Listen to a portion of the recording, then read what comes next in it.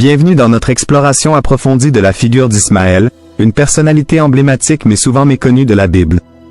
Aujourd'hui, nous plongeons dans la vie et la signification d'Ismaël, pour mieux comprendre non seulement son rôle dans les textes sacrés, mais aussi les implications spirituelles de son histoire. Ismaël, reconnu comme le premier-né d'Abraham, occupe une place particulière dans la Bible. Fils d'Abraham et de sa servante Agar, Ismaël est au cœur de promesses divines et de conflits familiaux qui reflètent des thèmes universels de foi, d'exclusion et de rédemption. Sa naissance n'est pas le fruit du hasard, mais le résultat d'une décision désespérée dans un moment de doute et d'incertitude.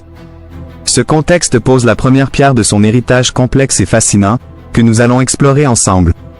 En suivant le fil de son histoire, nous découvrirons comment Ismaël est devenu un symbole de survie et de résilience, des qualités qui résonnent à travers les générations et les cultures.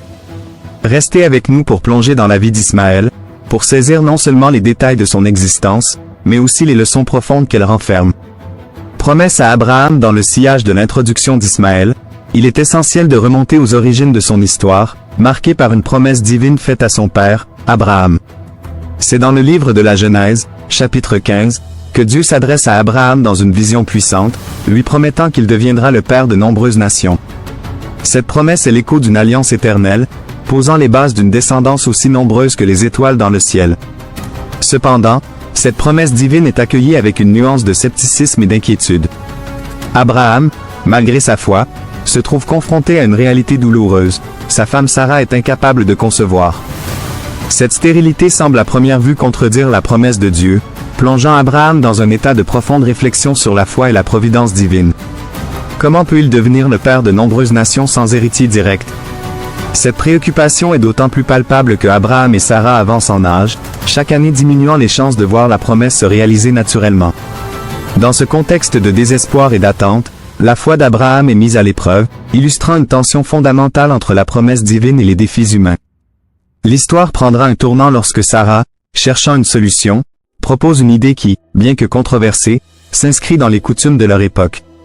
Nous verrons comment cette décision influencera non seulement le destin d'Abraham mais aussi celui d'Ismaël, inscrivant leur histoire dans une trame de décisions difficiles et de conséquences inattendues. Solution de Sarah face à l'impossibilité de concevoir, Sarah, animée par une volonté de voir la promesse divine s'accomplir, propose une solution audacieuse et conforme aux coutumes de leur époque. Elle suggère à Abraham d'avoir un enfant avec sa servante égyptienne, Agar. Cette décision, bien qu'étonnante aujourd'hui, s'inscrivait dans une pratique ancienne où une femme stérile pouvait proposer à son mari une servante comme mère porteuse, une forme de gestation pour autrui permettant de perpétuer la lignée familiale. Dans le livre de la Genèse, chapitre 16, Sarah présente Agar à Abraham non seulement comme une servante mais comme un moyen par lequel la promesse divine pourrait être honorée. Cette démarche, empreinte de désespoir mais aussi de foi, reflète la complexité des émotions et des enjeux en présence. Sarah, loin d'être simplement résignée, agit ici en actrice principale de sa destinée et celle de son mari, s'impliquant directement dans l'orchestration de l'avenir promis par Dieu. Ce contexte culturel de l'époque nous éclaire sur les normes sociales et les sacrifices personnels que nécessitaient parfois la foi et l'obéissance aux commandements divins. Cependant, cette décision n'est pas sans conséquences. Elle met en lumière non seulement la foi et l'espoir d'une femme envers les promesses divines mais aussi les tensions et les conflits qui surgiront de cette union forcée. Ainsi, la solution de Sarah, bien que guidée par une intention de réaliser une prophétie, introduit une nouvelle dynamique dans leur foyer, préparant le terrain pour des événements qui façonneront profondément la vie d'Agar, d'Ismaël, et le paysage biblique lui-même. En nous penchant sur cette décision, nous comprenons mieux les dilemmes moraux et spirituels auxquels nos ancêtres étaient confrontés. Grossesse d'Agar. La décision de Sarah d'impliquer Agar dans la réalisation de la promesse divine conduit à une situation complexe et chargée d'émotions. Peu après, Agar conçoit, un événement qui marque le début d'une transformation dans la dynamique de la maison d'Abraham. Avec la grossesse vient un changement dans l'attitude d'Agar, elle commence à mépriser Sarah. Ce mépris peut être perçu comme une réaction naturelle à son nouveau statut qui la distingue, elle, la servante, en tant que mère du futur héritier d'Abraham.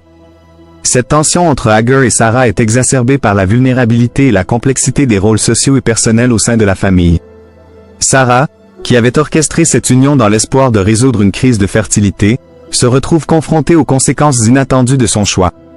En réponse, elle commence à maltraiter Agar, probablement poussée par la jalousie et l'amertume de voir sa servante réussir là où elle-même a échoué. Ce traitement cruel illustre les conflits internes provoqués par des décisions prises dans des moments de désespoir.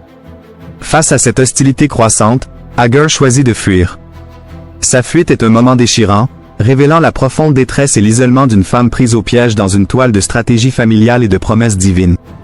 Cette évasion de l'environnement toxique de la maison d'Abraham n'est pas seulement une recherche de refuge mais aussi un acte de résistance, marquant le début d'une nouvelle phase dans l'histoire biblique où les actions d'une servante égyptienne auront des répercussions sur le cours des événements sacrés.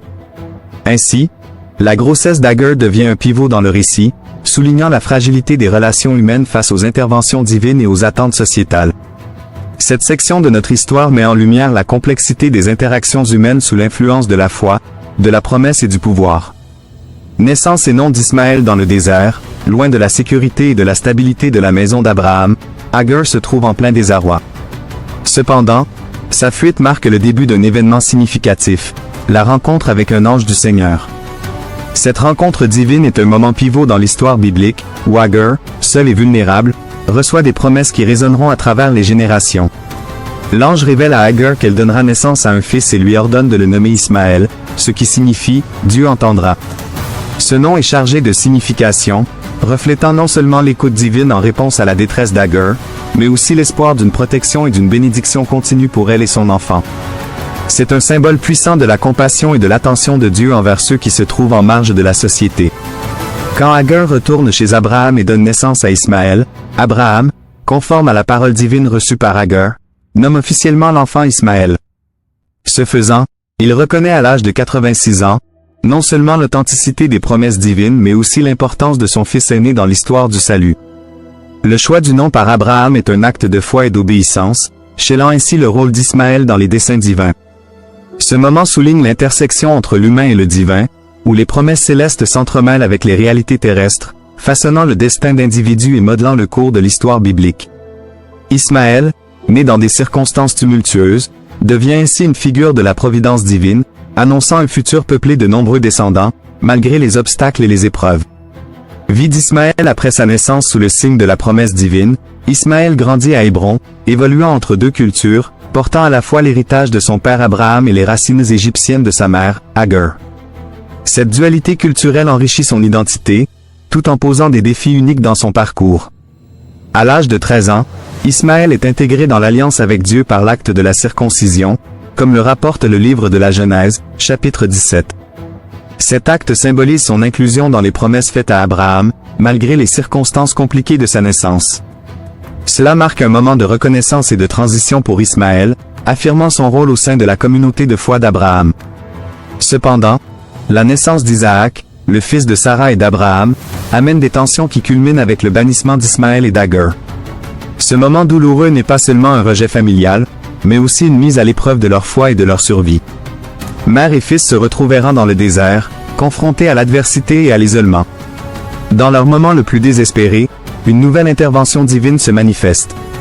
Hagar, épuisée et désespérée, voit un ange de Dieu qui lui révèle une source d'eau, symbolisant un signe de providence et d'espoir. Cette eau, surgissant miraculeusement, est une promesse renouvelée que Dieu n'abandonne pas ses enfants, même dans les épreuves les plus ardues. En outre, Dieu renouvelle la promesse faite à Hagar d'élever une grande nation à partir d'Ismaël. Cette assurance divine souligne que, malgré leur éloignement de la maison d'Abraham, Ismaël et sa descendance continueront à jouer un rôle significatif dans l'histoire humaine et spirituelle.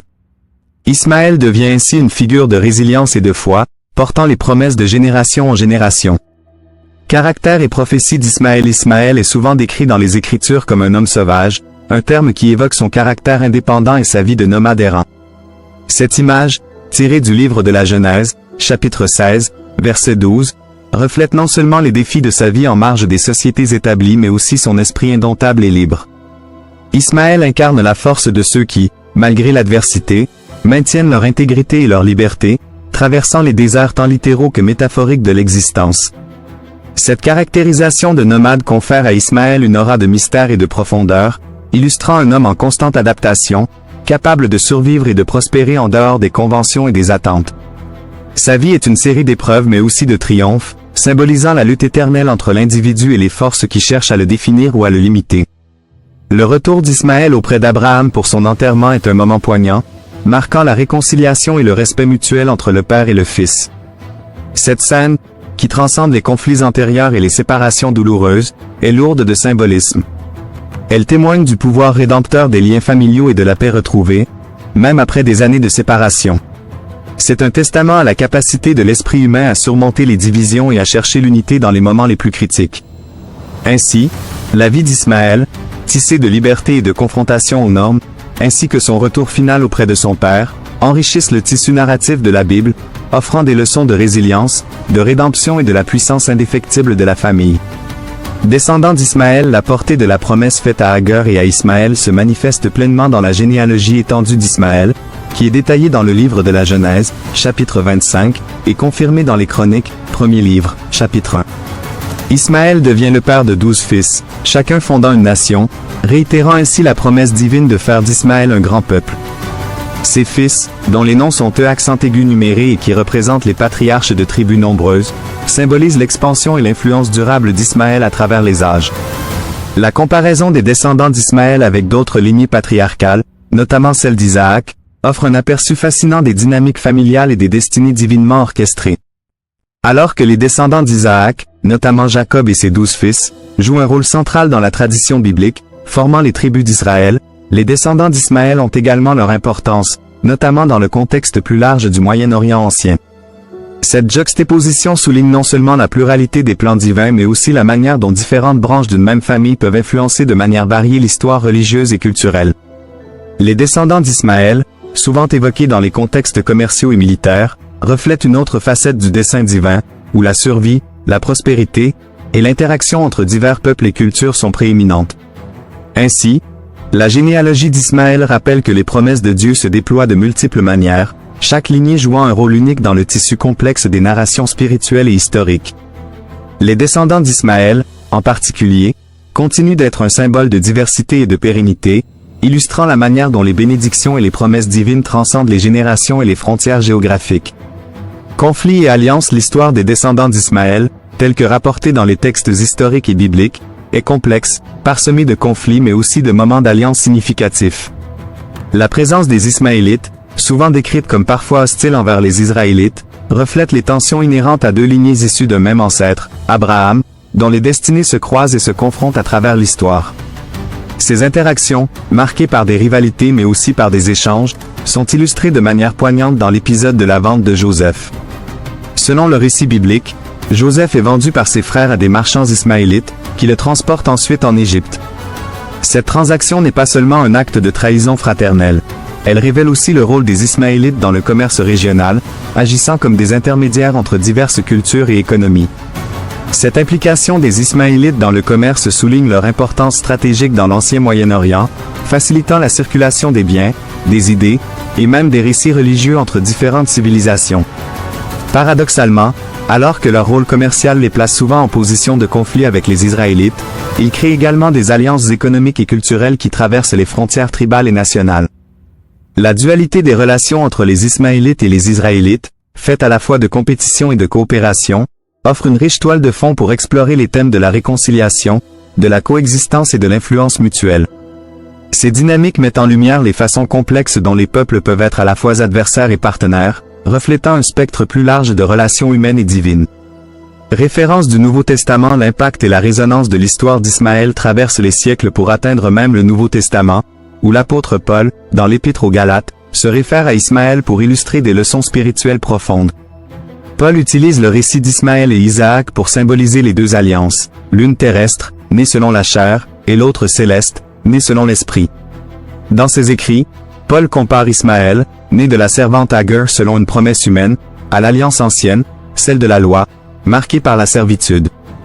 Isaac, en revanche, né de Sarah, la femme libre, selon la promesse divine, représente l'alliance nouvelle, celle de la grâce, symbolisant la liberté et l'héritage spirituel que les croyants reçoivent en Christ. Cette interprétation paulinienne met en lumière la transition de la loi à la grâce, de l'esclavage à la liberté, un thème central dans la théologie chrétienne. En se servant de l'histoire d'Ismaël, Paul n'entend pas dénigrer ce dernier mais plutôt illustrer la manière dont les plans divins se déploient de manière mystérieuse et souvent inattendue, transformant les histoires de douleur et de rejet en leçons de foi et de rédemption. Cette référence dans le Nouveau Testament enrichit notre compréhension d'Ismaël, le plaçant dans un contexte plus large de réflexion spirituelle et théologique. Elle invite les fidèles à méditer sur la signification des promesses de Dieu et sur la manière dont elles se manifestent dans leur propre vie, enseignant ainsi l'importance de la foi, de l'espérance et de l'endurance face aux épreuves. En conclusion, l'histoire d'Ismaël, tissée à travers l'Ancien et le Nouveau Testament, nous révèle une figure à la fois littérale et symbolique, profondément ancrée dans l'histoire biblique. Ismaël, premier-né d'Abraham, incarne la complexité des promesses divines et leur manifestation dans le temps et à travers les générations. Son existence, marquée par le rejet, l'errance, mais aussi par la survie et la bénédiction, illustre la manière dont les voies de Dieu se déploient souvent de manière mystérieuse et imprévue. La dualité des destins d'Ismaël et d'Isaac enrichit notre compréhension des thèmes spirituels de la promesse et de la providence. Tandis qu'Isaac incarne l'accomplissement de la promesse divine à travers la lignée établie, Ismaël symbolise une forme différente de réalisation de cette même promesse, suggérant que les bénédictions de Dieu peuvent prendre de multiples formes et toucher une diversité de peuples. Cette réflexion sur Ismaël nous invite à contempler la portée de la foi, la profondeur de la miséricorde divine, et la manière dont chaque histoire personnelle peut se révéler être une partie intégrante du dessein plus vaste de Dieu. En méditant sur la vie d'Ismaël, nous apprenons à reconnaître la valeur et la signification de chaque chemin de vie, rappelant que chaque individu, quelle que soit son origine, participe à l'histoire plus grande de la rédemption et de la grâce.